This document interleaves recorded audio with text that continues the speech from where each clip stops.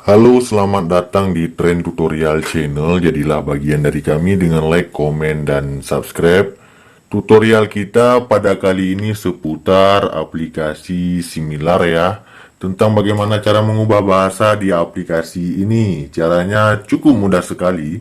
Di sini kawan-kawan langsung saja buka aplikasi similar. Kemudian muncul beranda seperti ini. Langsung saja klik di pojok kanan di yang paling bawah ya, di profil kita ya. Kemudian kalau ada tampilan seperti ini, langsung saja scroll ke bawah sampai muncul pengaturan. Klik pada pengaturan. Nah, di sini kawan-kawan pilih bahasa ya. Klik di bahasa, pilih bahasaku.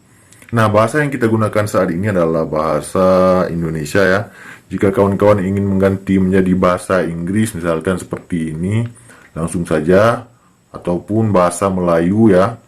Jadi di sini cara mengubahnya langsung kita klik dan selesai. Begitulah cara mengubah bahasa di aplikasi similar ini. Sampai jumpa di video kami yang lainnya. Assalamualaikum warahmatullahi wabarakatuh.